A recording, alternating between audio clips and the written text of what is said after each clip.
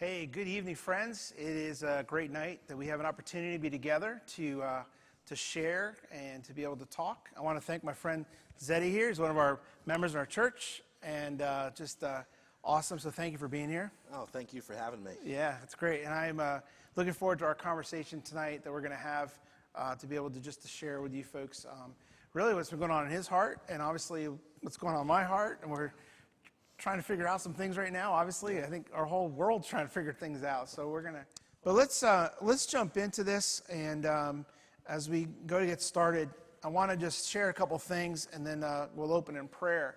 But here we are tonight. We're talking about hearing God in this time, and it's really just a dialogue on racism.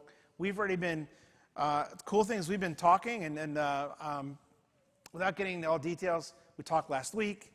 He shared his heart with me. I said, "You need to come and let's talk." And then we've been emailing back and forth, talking and texting, and we've come up with something to talk about tonight. And I'm excited about what Zeddy's going to share, and I know I'm going to learn a lot, and I hope everybody out there does too. And I'm sure he'll learn a lot tonight too. I mean, it's going to be good. So, again, thank you for being here. Thanks for having me. Yeah, I think great. Yeah, I'm so excited, and I do think it's important, especially as Christians, how we need to understand more. And I do believe that we need to know more about these issues of racial injustice and how folks feel when they feel like they've been oppressed, or they feel like they've been pushed down, or they've been looked at wrong just because of the color of their skin. And so I think the more we can as Christians know, the better we'll understand and the better we'll be able to care. And that's why we're doing this tonight. And of course, we know the elephant in the room right now, and the elephant in our country right now, and the elephant in the world right now, is obviously started because of these protests, riots, and some of the violence that's going on too, of course. But it started because of travesties. We know that. It started because of things that have happened that have been wrongs, like George Floyd, who died in police custody. Or we have Ahmaud Arbery, who was shot in Georgia while jogging in a street. Or Breonna Taylor, who was shot in her apartment for minding her own business. And we could go on with more lists. But we also know, too, that racial injustice has been happening since the beginning of time. We can even look at things that we learn and hear through our history. And in our country, it's been happening since its founding. It's always been happening. And it's been against blacks, it's been against Latinos, it's been against Asians, American Indians. And we were just talking, too, about how it's been even Irish and Italians as they came, right? I mean, it's been something that has been a real problem for so many years. Now, I'm not an expert on racism at all. In fact, I was just sharing with him, we were just talking, and I said, "This is the first time I'm doing anything like this." And you said, "Same for me." Yeah, so I think this is great. But thankfully, I do know one thing. We might not be experts on this, but we have the example of Christ, who did not care about race. He did not care about color. He didn't care about who you were. He cared about your personal being. He cared about the heart and who you are, and cared about that person. And obviously, he's Son of God, and of course, that makes it easier for him. But God I believe, has no racial bias at all, of course. But one of the examples that I think about, which always hits home to me, is on different occasions, Jesus would share different stories. But one of the stories he shares, of course, is the story of the Good Samaritan.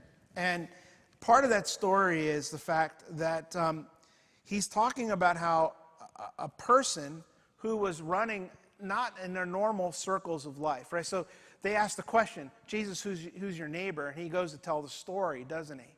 He tells the story from the perspective to them to say, "Let me tell you who a real neighbor is."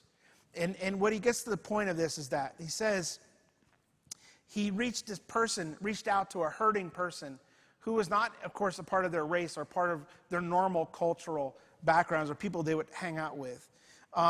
And I love the story because this person that came along to help this poor person who was beat up and left on the roadside, came along and used their own money, did not care about who they were, but was willing to make sure that this person was taken care of. They did it. They went out of their way to serve the person, regardless of who they were. And what a great example we have that Jesus gives there, because this is completely counter to what the folks that Jesus was talking to would even think about doing. right? It was completely counter, but Jesus is challenging them to say, listen, a true neighbor does not care what you look like. A true neighbor, now that's key. It's a biblical true neighbor in our mindset. We have to have the mindset of Christ. Does not care what you look like or what race you even come from, but only cares about you as being a human being and the needs you have. And that's the biblical response, right? Does not matter. And I think that's what we need to, as Christians, we need to be stronger at. We need to be striving to be more like Christ in these things and to know more. So let me pray for us, and then we'll get started, all right? God, I thank you for just the opportunity to share, the opportunity to come, and honestly, just to learn. And Lord, I pray tonight that as we've gathered here with Zeddy, that you would just open up our minds, open up our hearts, but that you would open up many of the folks at home right now that are watching, just being able to look and to see truly what can we do to listen more, to care more, to respond more, to stand up more for any injustices that happen against anybody. It doesn't matter. But Lord, that we would be people that would be stronger, and that we would see the need to live like Christ in these moments more and more deeply. So we ask now, Lord, for your hand in being us in our conversation and the blessing of your Spirit. In Jesus' name, amen. So we've been talking, and so we threw some questions, and he wrote some responses. So let's dive in and let's talk about them. Okay. One of the first questions we were jumping around on was, we're not going to jump in right away to what's happening today, but I asked Zeddy to kind of share more about his experiences of him seeing racism growing up, either you personally, right, or things you saw maybe happen to somebody else. So if you could share about that, that would be awesome. Yeah, I'm so thankful for the opportunity to come and talk about this, and I'm glad that ears are open now to hearing about this sort of a thing. But, this discrimination has been here for a long time, and I think I experienced that firsthand in my childhood. I was 11 years old, grew up in New York, and a family member called the police. She was actually thinking about committing some self-harm. None of us knew that she had called the police. They just showed up at the door. And then we found out she had called because, she needed some help. I was 11 years old. The person who called, I loved her like a sibling, and she was 15 years old. She was immediately dragged down to the concrete, and there were knees put in her back and in her neck. And so when I see today's George Floyd story, I'm reminded of that day and just how close she could have came to losing her life or even further bodily injury. And I remember just being there, 11 years old, watching this 15-year-old, screaming, crying for help, and the rest of my family and me just being powerless. Who do you call when it's the police doing this? And I think the last memory of that night is just her crying out for help before she's being driven away in the back of an ambulance.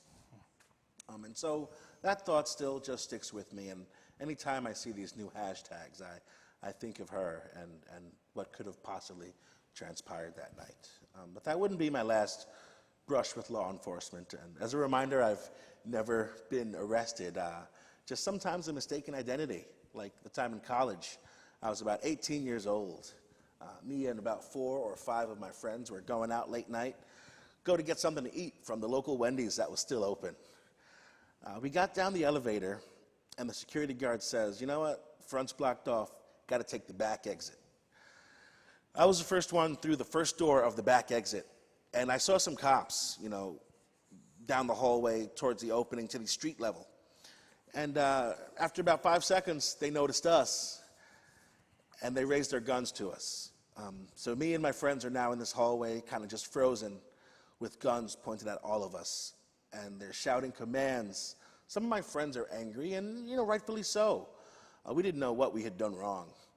But I tried to remain calm, even though these armed men had their guns trained on us, and just thinking that at any second, I could see a flash. You just got to remain calm. Tried to tell them that we were school students and just deaf ears. We were placed in handcuffs, and finally then they were able to understand that we were students. We even had the security guard explain to them that we had just come from upstairs. In the end, they just explained it was just mistaken identity. But I don't think this story is unique. I think that if you have black friends to know black people, the story is all too common, where there's a mistaken identity and they could lose their lives if they don't act accordingly. And still today, traffic stops. Whenever I see the red and blue lights in my rearview mirror, I almost have a bout of PTSD. And so I sit there in my car waiting for the officer to come to my window. I make sure I roll down all my windows so they can see clearly I have no threats in the car. But the officer sometimes never comes to my window. Sometimes I just sit there for about 20 minutes until the second squad car shows up. And then I'm kind of questioned from both sides of the car, always trying to play the game correctly. Don't let them think that you're a threat. Keep showing them your hands. Even some of these traffic stops, I'll have the contents of my car searched. If I have a gym bag in the back because I'm going to New York, I've had my trunk opened and searched, and I'm okay with having my rights violated as long as I get to leave there with my life. It shouldn't be the case, but that is the case for me. I've got children I want to go home to. Just want to survive that. So, yeah, that's just some of the ways that I've had encounters with police over the years. And, I wish a lot of them were more positive. But I know all police aren't bad, but these interactions, they could change somebody's mind. Yeah, and I think just to add to that, I think you were talking about the PTSD thing, right? Yeah.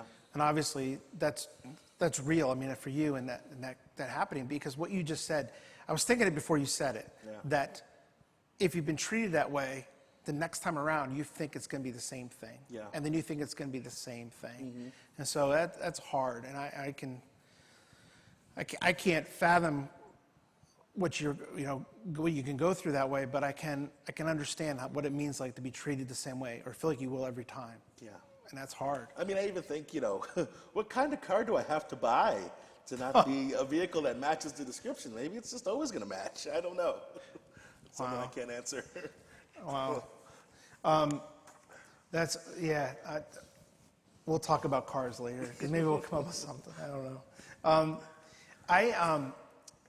I think it is important, we talked about this a little bit, it's important to be reminded that racism is not just about how the police treat black people, right? And sirens are coming by right now.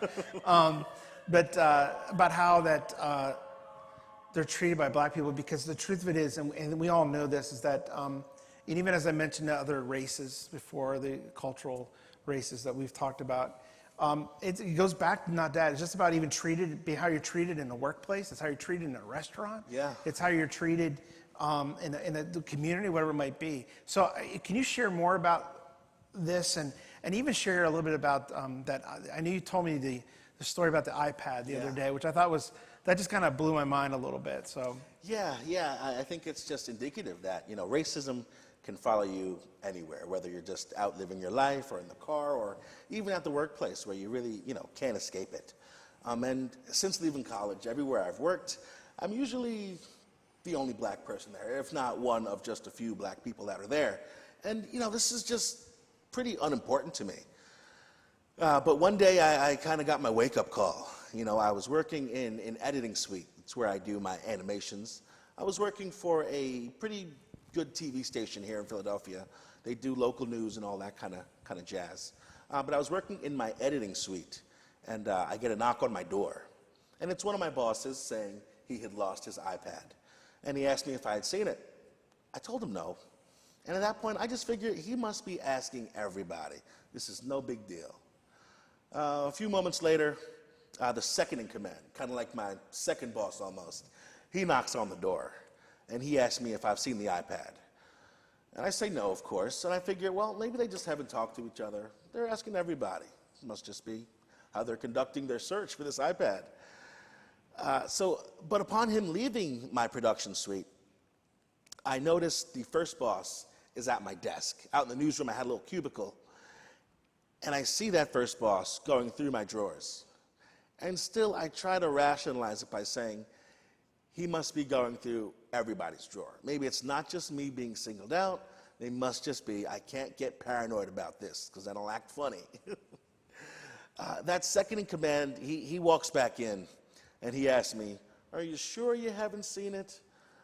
Which seemed to me he was just saying something to me, because he walked in my office and he started looking behind the file cabinet, in the file cabinet drawers, behind my monitor, under my desk, in the trash can.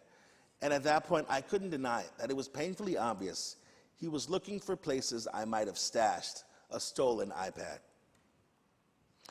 And, you know, without being directly accused of it, even though all their actions told me they were accusing me, I felt guilty. I went home that night and I racked my brain hoping they found that iPad I had nothing to do with going missing, because I felt I would suffer the consequences for them never recovering that iPad. Got a bad night's sleep that night, went to work.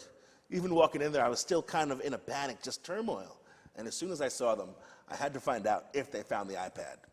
And he says, yes, it was on Brian's desk. And just like that, it was over for them.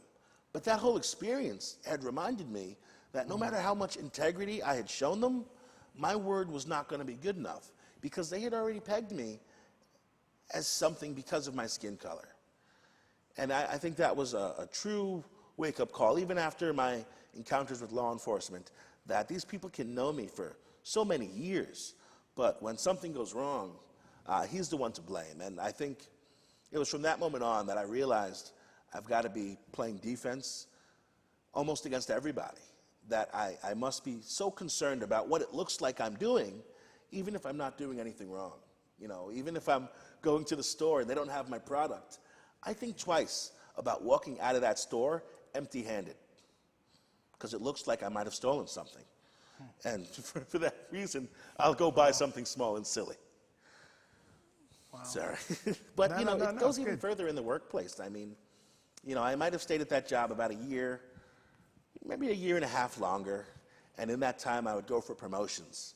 And, I made sure that I was ready for that promotion by doing the job before it was given to me. I had trained artists, I had made news templates, I had taken on the big projects and had led a redesign of the station, and I'd go for my promotion that I feel like I earned. And I hear, Seti, you're great, but when I wanted the promotion, I had to cut my hair. And it just seemed kind of funny to me that I was doing the job, and if it just comes down to my hair, this might not be what you really mean to say. Maybe that was the politically correct way of saying you didn't want to give the job to me, maybe because of who I am, because I know the guy before me in that job, he also had long, brown, flowing hair. And this is how my hair grows out of my head in a natural, ethnic style. Today there is hair discrimination, but back then there wasn't. And I was not concerned about suing anybody. I just didn't want to work for a company that had subjected me to so much racism over the years. So I quit. I got a new job. But that same boss called my new job to tell them how mad he was that they stole his employee. And, it's just been pervasive, I think, in my career. But I'm finally glad I get to talk about it. Yeah, no, I think it's good. And I think you were telling me, too, a little bit about just the fact that you're working on your own now, and even about your own family, people that work. Yeah, so the way it kind of happened, one of my jobs had a huge layoff, and I just started working on my own. I have a business partner as well that I work with from time to time, but, I've become an entrepreneur in the art field. I'm an art director.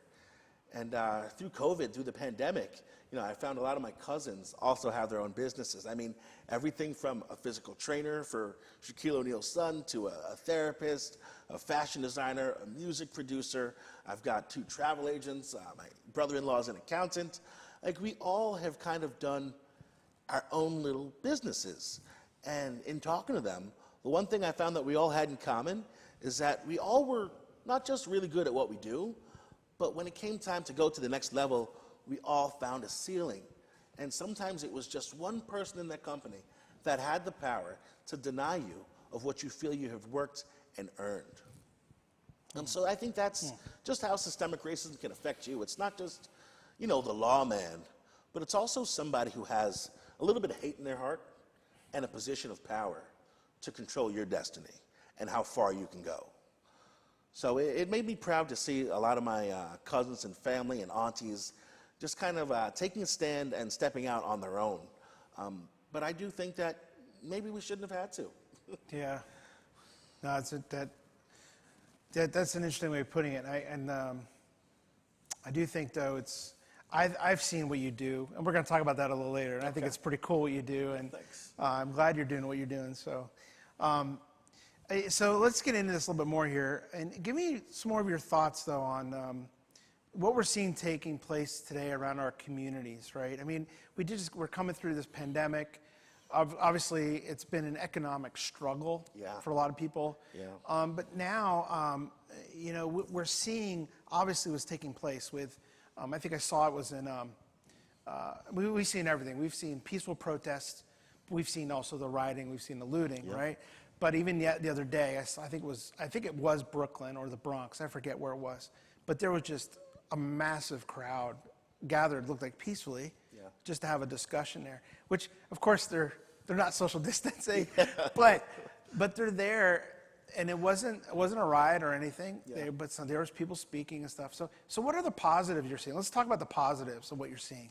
Yeah, I think it's just America is finally having the conversation that I think is just so long overdue, and to see all these communities kind of coming together. I know personally, I've had the luxury of living in a predominantly black neighborhood and a predominantly white neighborhood. And in those communities, in the black neighborhood, we were over-policed. And in the white neighborhood, I'm kind of singled out. But I just feel so good seeing everybody coming together and declaring what's been happening and that a change definitely needs to come. It's as if, like, before George Floyd really hit, nobody could really see these things happening. But because everyone paid attention to George Floyd, now we can acknowledge that George Floyd has happened to countless other people.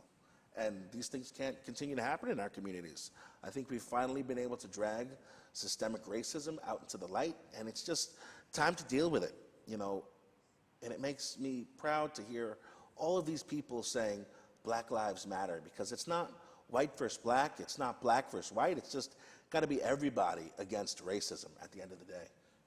Yeah, and I saw an article today where somebody was writing, and I forget the person's name, but it was an article that I got through an email from I think it might have been through an American Baptist thing, where somebody actually just said, and they made the comment that certainly all lives matter, but we have to make sure we understand that Black lives matter because of the equality. Yeah. And I thought that was interesting, because that was a good way of putting it, to say, yeah, that's true, but Black lives matter because of everything we're talking about already here. Mm-hmm. The problem is that it's not necessarily, and sometimes when people say Black Lives Matter, they think, well, then people think, oh, because we don't want to kill black people, right? That's not it. Yeah. It's about the equality. It's about the fact that we are sensing that we are not talking about the racism issues as in pushing people down, but actually raising people up, and that's how they want to feel. And you want to feel that your life truly matters, makes a difference. Exactly. Maybe that's the way of putting it. Exactly. And that's what that means. That bigger conversation when people say, all lives matter, it's almost as if, like, all lives can't matter until Black lives matter. Then all lives can kind of matter together, right. So it's all... It's the idea of raising that up. Exactly. Yeah. Exactly. Yeah, and I do think in many ways that idea of raising that value up is important, right? Yeah. To not forget, to not leave somebody behind, but actually raise them up. Exactly. And I think as Christians, that to me is so important, because I think that's what Christ calls us to do, to raise people up. Yes. To get behind them and serve them up, and so that they can be in a good spot. So I see that as a very positive thing. But let's just talk about this one thing too. I do think it's important. What have you seen that is not helping, right? Because we talked about this a little bit, but what are you seeing right now too that maybe it's not helping the cause? Well, I know that, what's been going on is a little bit of rioting, a little bit of looting. And I just think that black people and people of color have been saying this for years. I remember Rodney King and all those incidents that would kind of keep on happening, and even ones that don't get the television coverage they deserve. And these people have been marching for this and saying this and praying about this for years, that I think there's been some frustration. And since they're not being heard, they tend to want to shout it, maybe make a little bit of noise about it. And, I don't condone that, because I think it will take away from the message that we're trying to get is that we do want peace, you know.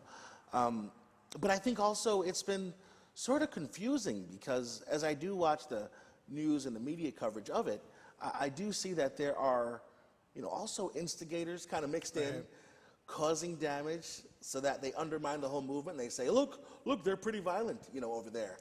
So I think we have to realize that there's that going on too, as well.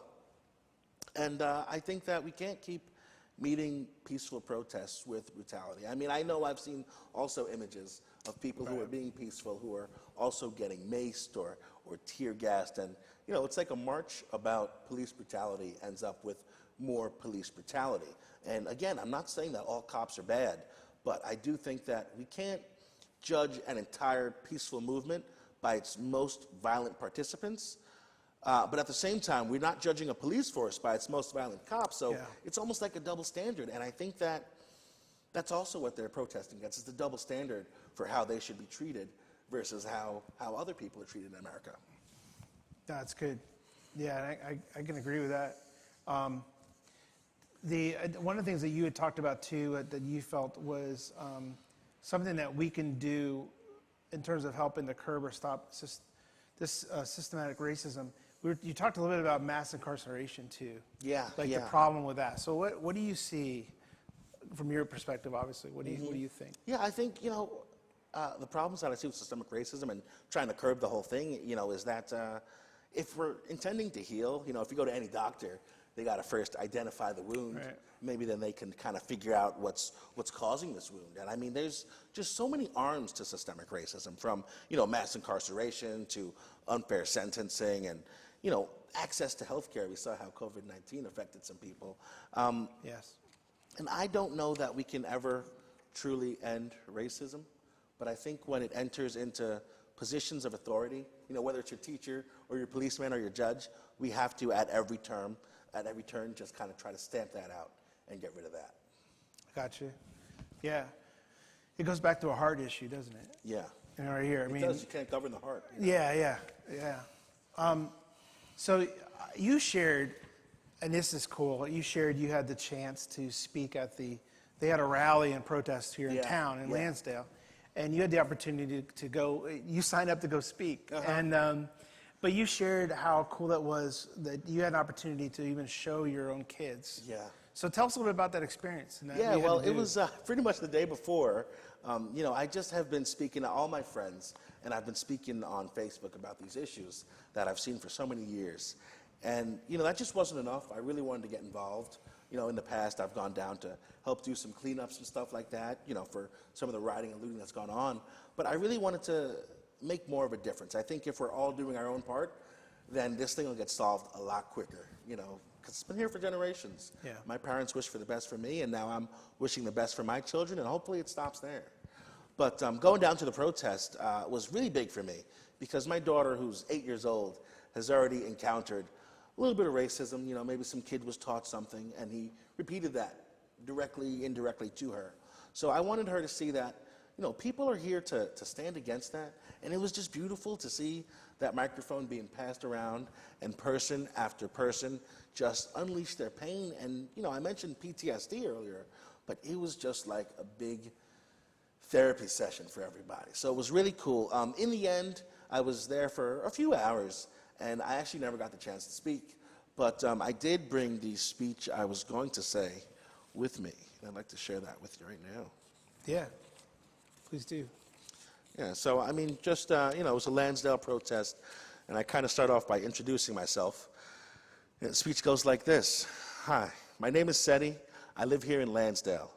For 34 years, I've been living with a monster known as systemic racism. It's been covered up by political correctness for so many generations, a political correctness that allowed mass incarceration and allowed murderers to walk away from punishment. On a smaller scale, it was my own personal boogeyman. Nobody believed it was there. They would say, Seti, it's all in your head. Or Seti, I love you, but you're paranoid. The murder of George Floyd, captured on video, has finally revealed that boogeyman for all to see. George Floyd is just the tip of the iceberg. Ahmaud Arbery, Sandra Bland, Eric Garner, Trayvon Martin, Freddie Gray, Amadou Diallo, Breonna Taylor, and so many more. And every time I hear an unarmed black person being killed, I think I could be next. Anytime I see those flashing lights in my rear view, I panic with fear, wondering if I could be the next hashtag. Then I find myself trying to figure out, where did these victims fail in their dance with systemic racism? What can I learn from the way they died that will keep me alive? I've accepted these thoughts as normal, and today I stand here to reject them. America's normal is toxic. It's time for reform, and enough is enough. I'm hopeful that the civil rights movement of 2020 provides America with 2020 vision and clarity needed for reform. I got a chance to read it ahead of time, and I thought it was great. So thank you for sharing that, and I think that's awesome. And so let's turn the conversation then. Let's talk about how can we do a better job to help, right? And we talked about having the mind of Christ, talking about the heart of Christ.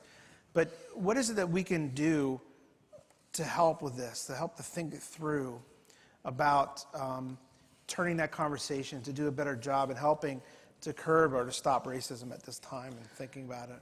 Yeah, so, a lot of people will say that we've got to get out and vote, which is Yeah. true. I do agree that we've got to maybe make decisions that are maybe better for us. It always seemed in years past that if I'm just voting for a black agenda, then that was pretty selfish. But I think in this time, I think it's always been our kind of a national crisis for us, that I think that is not that selfish. And to vote for somebody who you think is a little bit more open-minded, that's not bad. But also, given our current political climate, I think we've got maybe two choices that might not be good for black people. I feel on the one hand, you've got an overt racist, and on the other hand, you've got somebody who supported the crime bill that led to mass incarceration. He's actually done stuff that did hurt our community. And people still tell me, well, you've got to vote because it's your right. And I say, look, just two bad choices.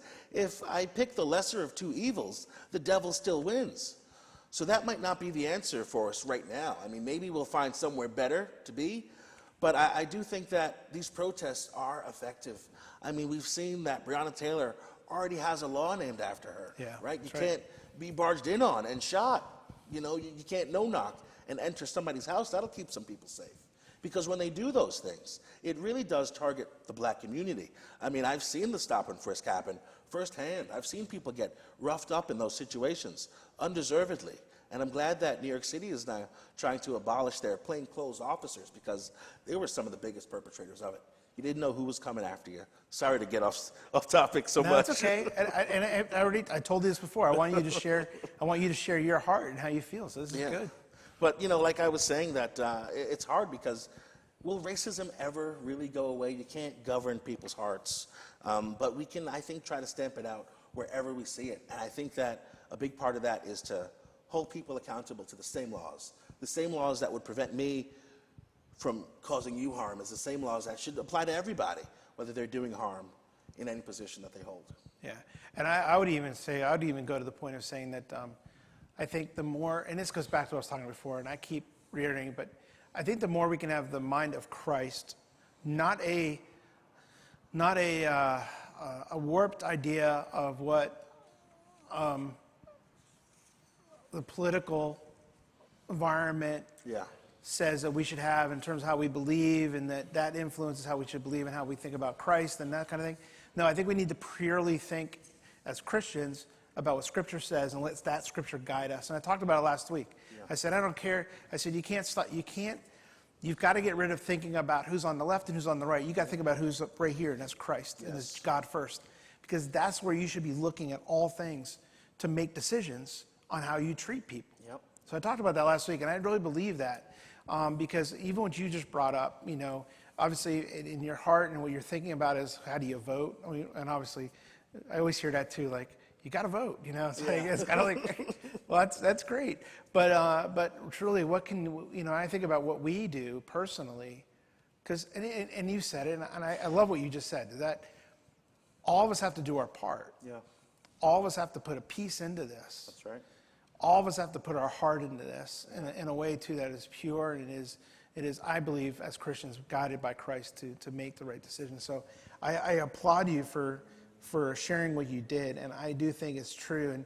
And I know you mentioned too about the opportunity, the need to educate ourselves in American history too. What do you mean by that? Like, Yeah, well, I know that, I've been through the school system, and I learned so much in history.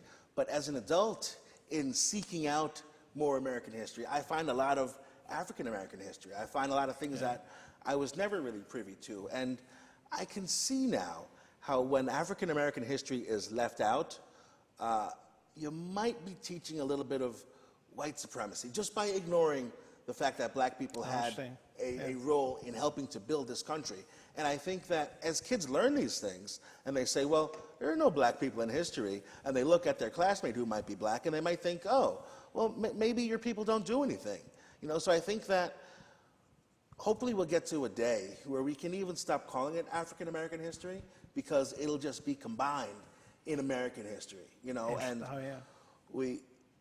there's been a lot of these Confederate soldiers being torn down, and I think if we tell the full story, we'll be able to understand better where this hatred really comes from. Yeah, to even have the reminders too, right? Yeah. So we can learn from it. We should be learning from it. Exactly. And I think that's important. Yeah. And that's part of, telling the full story about some of these guys, No question. I agree with you on that. I think that's a great point you're bringing up there. So wrapping this up a little bit here, because I think this is super important. And you brought up your kids already too. And what is it you think about, like, what kind of future do you want for your children? And how can we as Christians even be that example? I know I've shared some things too, and I've kind of got ahead of myself here because I got excited, but share a little bit more about that, like in your heart for what you see as a future for your children, for this country, for the people you work with, people you spend time, whatever it might be. Yeah. Well, I think as Christians and, just as friends, as human beings, I think just having these difficult conversations might be step one, trying to enlighten and not just, throw your views onto somebody, but just hearing where they come from, whether they come from privilege or they come from being the downtrodden. I think it's great that we both come together and really talk about these issues, because, I want a good future for my kids. I want my kids to grow up in a world where they can succeed. Everybody has their own hardships, but I think that the burden of this racism just makes it so much more difficult to walk through life always kind of playing defense. So I think for it to get better, then everybody's got to join the voices for reform, and really look deep within and ask the questions of, like, how and why. When I look at policing and we think of reform and we think, well, we got to think about how it's being done so we can kind of change that. But I think we also got to look at, why is it being done that way? Like, why would a man need training to not choke somebody until dead? What is causing this deep-rooted resentment, and really just understanding what's been going on in America.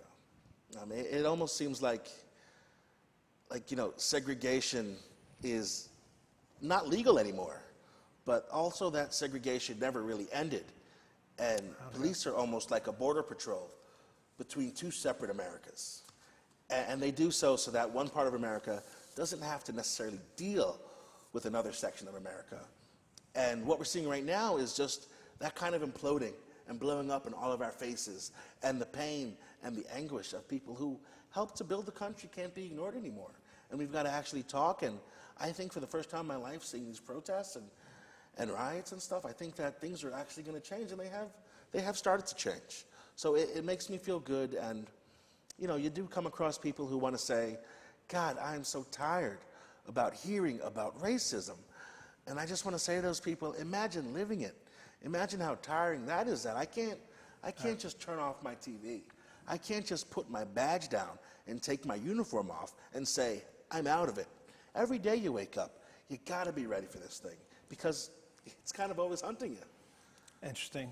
I think what you're saying, I know for me, I'm listening and I'm hearing new things, and I can deeply appreciate what you're talking about, because just the fact of what you just said, just about that, people saying they're tired of hearing about racism. Yeah. I've heard that too from people. Yeah. I'm tired of hearing about this, right? Mm-hmm. And the fact that you just said, you think you're tired, think about being in my shoes. Yeah.